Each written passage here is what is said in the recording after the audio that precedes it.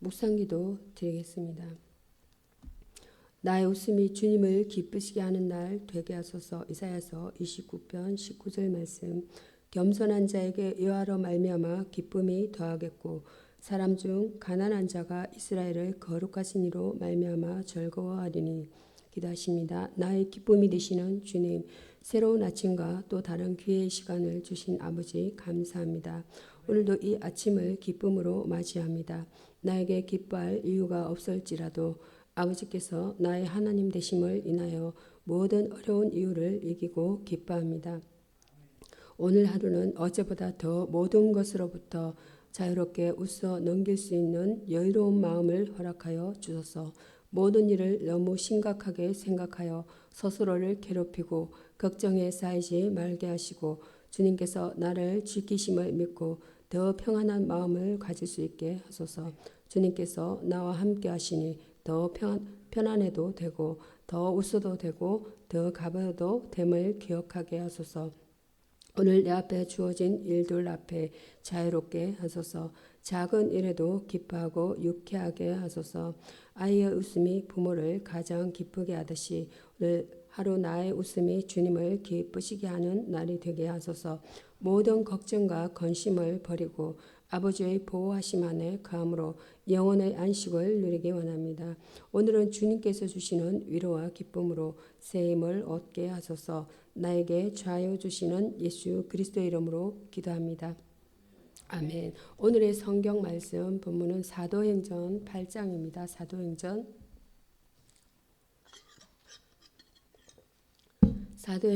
8장 26절에서 40절까지 교독하십니다. 주의 사자가 빌립더로 일러 가로되 일어나서 남으로 향하여 예루살렘에 가서 가사로 내려가는 길까지 가라 하니 그 길은 광야라. 일어나 가서 보니 에디오피아 사람 곧 에디오피아 여왕 간닥의 모든 국부를 맡은 관리 내시가 예배하러 예루살렘에 왔다가 돌아가는데 병거를 타고 선지자 이사야의 글을 읽더라. 성령이 빌립도로 이르시되 이 수레로 가까이 나아가라 하시거늘 빌립이 달려가서 선지자 이사야의 글 읽는 것을 듣고 말하되 읽는 것을 깨닫느뇨.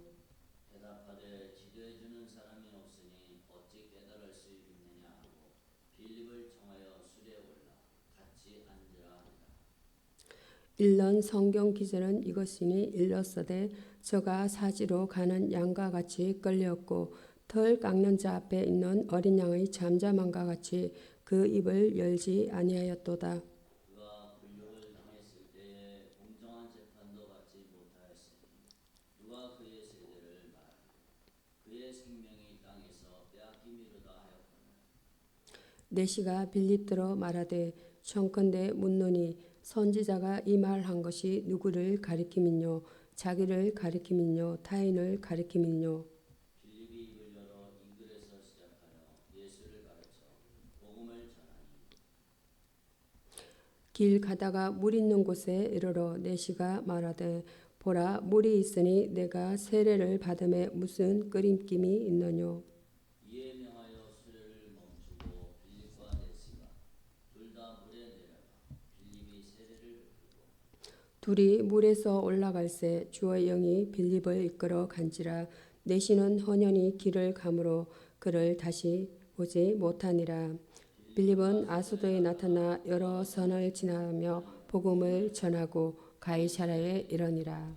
아멘. 오늘의 본문 말씀 사도행전 8장 26절에서 40절 말씀은 복음 전도의 원리라는 본문 내용으로 은혜를 나누겠습니다. 내시는 믿고 세례를 받았고 기쁨으로 돌아왔습니다. 복음의 전도의 원리를 알아보고자 합니다. 성령의 인도하심에 순종함입니다. 26절에서 29절입니다. 사마리아에서 놀라운 복음의 역사를 일으킨 빌립에게 주의 사자는 광야길로 내려가라고 말합니다. 사마리아는 새로운 복음 전도가 시작되는 곳이며 사람들도 많은 곳이지만 광야는 인적이 드문 곳입니다. 그러나 성령께서는 땅끝까지 복음 전하는 일의 시작을 광야에서 이루기 위해서 빌립을 인도하고 계십니다. 필요에 대응하는 원리입니다. 30절 말씀입니다. 이디오피아 내시는 이방인으로서 유대교로 개종한 경건한 사람이었습니다. 그는 예루살렘에 와서 성전 이방인의 뜰에서 예배드린 후에 고국으로 돌아가는 도중 마차에서 이사야서를 읽고 있었습니다. 그러나 고난받는 여호와의 종의 이야기를 깨닫지 못하였습니다. 복음 전도자는 개인의 상황에 민감하여야 합니다. 예수를 가르쳐 복음을 전함입니다. 35절이 되겠습니다.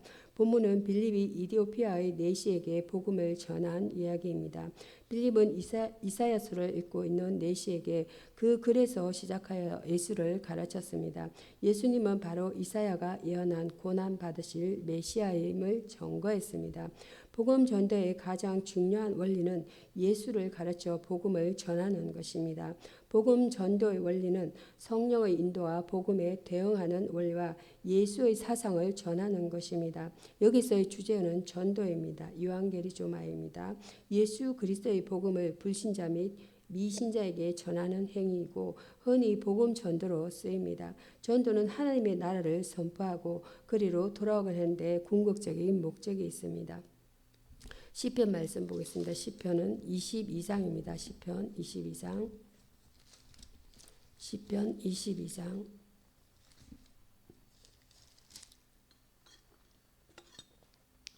22장 22절에서 31절 보겠습니다. 22장 21절로 31절 말씀 교독하십니다. 나를 사자 앞에서 사자 입에서 구하소서. 주께서 내게 억락하시고 덜소 뿔에서 구원하셨나이다.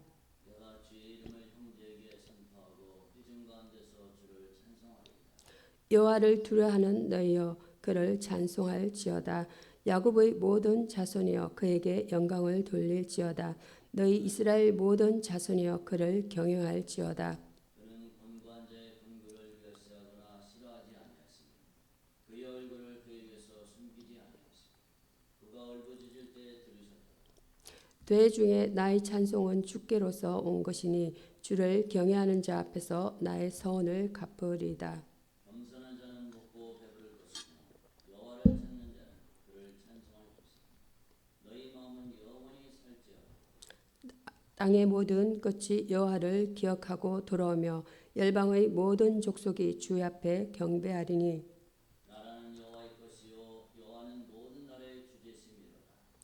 세상의 모든 풍부한 자가 먹고 경배할 것이요 진토에 내려가는 자 곧 자기 영혼을 살리지 못할 자도 다 그 앞에 절하리로다. 후손이 그를 섬길 것이요 대대 주를 전할 것이며 와서 합독하십니다.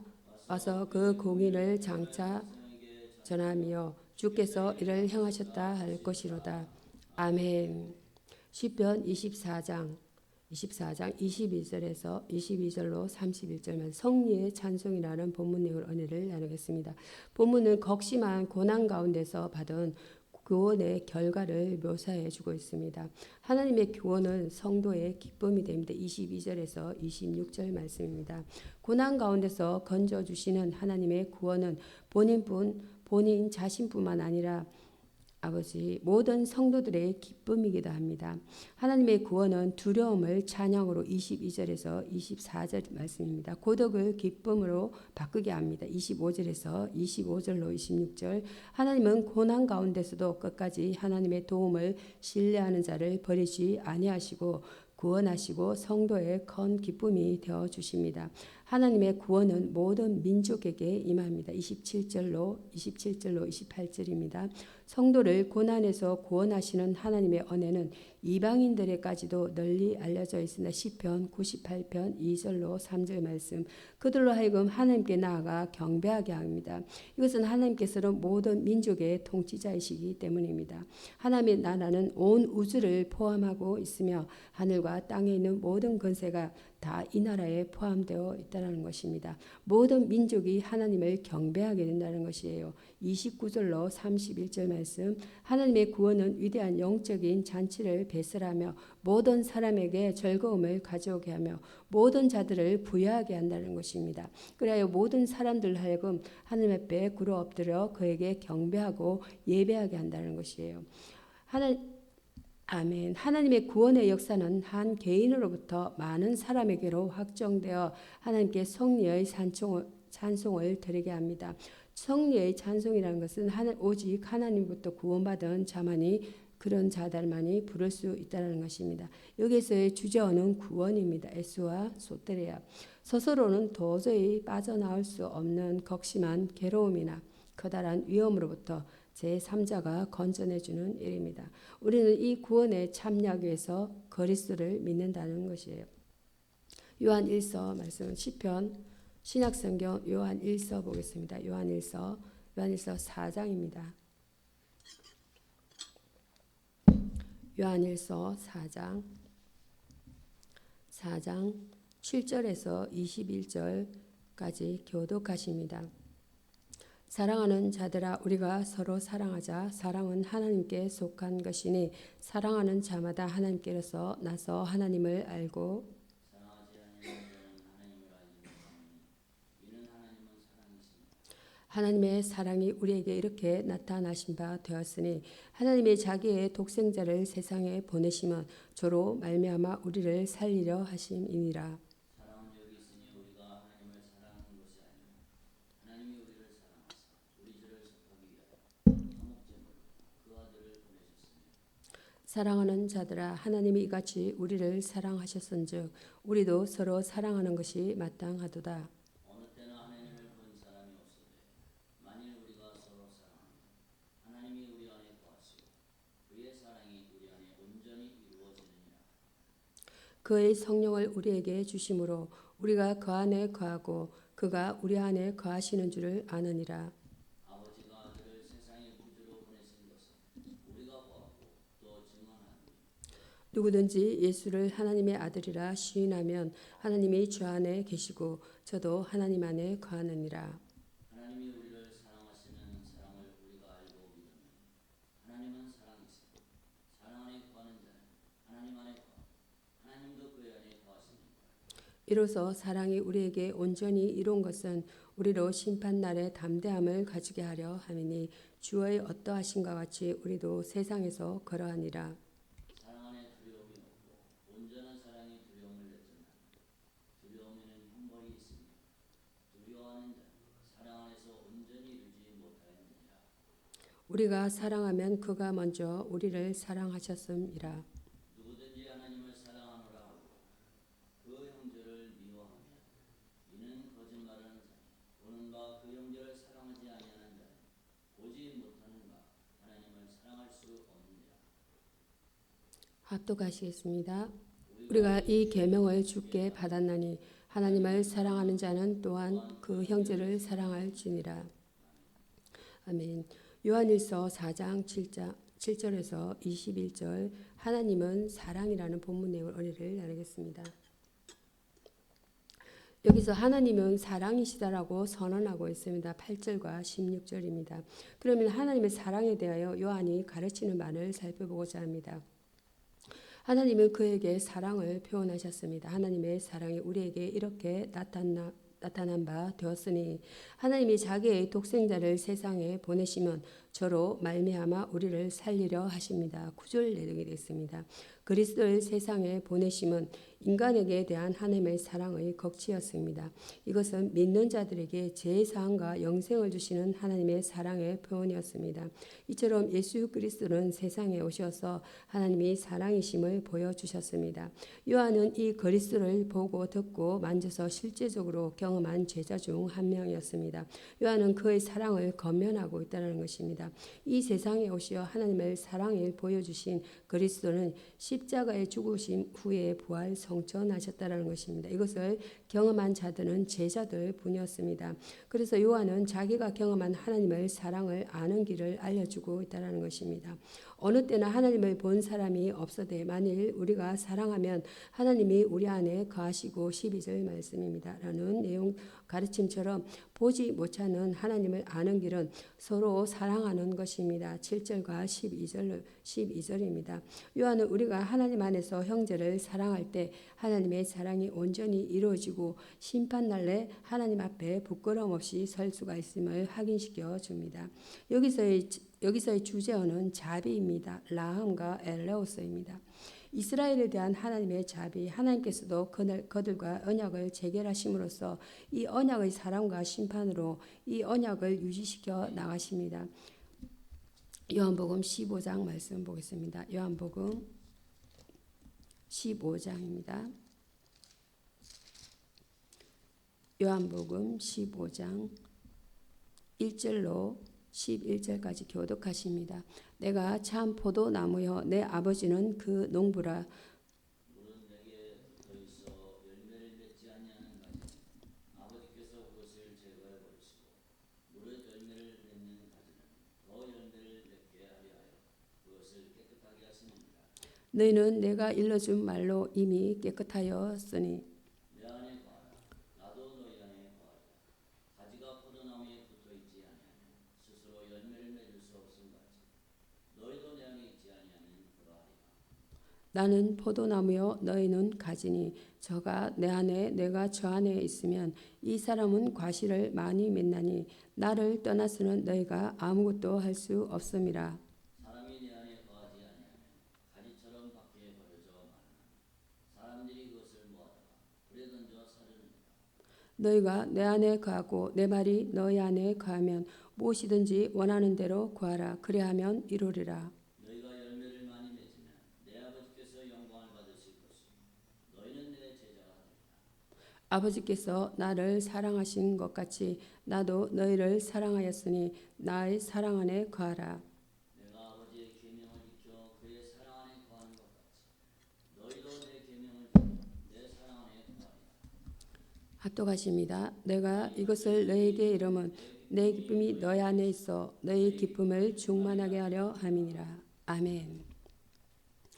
요한복음 15장입니다. 15장 1절로 11절 말씀은 참 포도나무라는 본문의 언어를 나누겠습니다. 예수님은 참 포도나무요 우리는 가지입니다. 가지가 어떻게 열매를 많이 맺을 수 있습니까? 깨끗해져야 한다는 것이 2절로 3절입니다. 포도나무가 병들어 있으면 열매를 맺을 수 없다는 것이에요. 건강해야 합니다. 마찬가지로 우리가 열매를 많이 맺으려고 하면 먼저 깨끗해야 합니다. 더러운 죄악에 병들어 있으면 좋은 포도를 맺을 수 없다는 것이에요. 고로 우리 심령이 성령으로 거듭나서 깨끗해져야 합니다. 깨끗해져야 한다는 것이에요. 이미 깨끗함을 받은 자들은 매일 회개를 통하여 깨끗함을 유지해야 합니다. 가지가 나무에 굳게 붙어 있어야 합니다. 4절로 6절 말씀입니다. 가지가 나무 둥지에서 떠나 있으면 결코 열매를 맺을 수 없으며 결국은 말라 죽게 됩니다. 마찬가지로 가지인 성도는 참 포도나무이신 예수께 붙어 있어야 합니다. 환난과 시험의 거센 바람이 불어올 때도 결코 나무에서 떨어져 나가면 안 됩니다. 그럴 때 뿌리에서 올라온 영양분으로 가지는 많은 열매를 맺을 수가 있습니다. 자양분을 받아먹어야 합니다. 7절로 10절입니다. 자양분을 밤낮으로 흡수함으로 말미암아 나무는 건강해지고 탐스러운 포도송이를 맺을 수 있습니다. 마찬가지로 우리 신자도 주님께서 주시는 은혜의 자양분을 많이 흡수해야 합니다. 주께서 그래서 7절에 내 말이 너희 안에 거하면이라고 하였습니다. 말씀이 우리 속에 풍성하게 거할 때 우리는 풍성한 열매를 거두게 될 것입니다. 우리가 참 포도나무를 열매를 많이 맺었을 때 포도원 주인 되신 하나님께서 기뻐하십니다. 여기서의 주제어는 의지입니다. 릴리언서 믿고 의지하고 따르는 일체의 가정을 포괄해서 일컫는 말입니다. 성도가 의지할 유일한 대상은 예수 그리스도이시며 그는 어제나 오늘이나 영원토록 변함없이 그를 의지하는 자들을 보호하십니다. 기도하시겠습니다. 사랑의 하나님 아버지,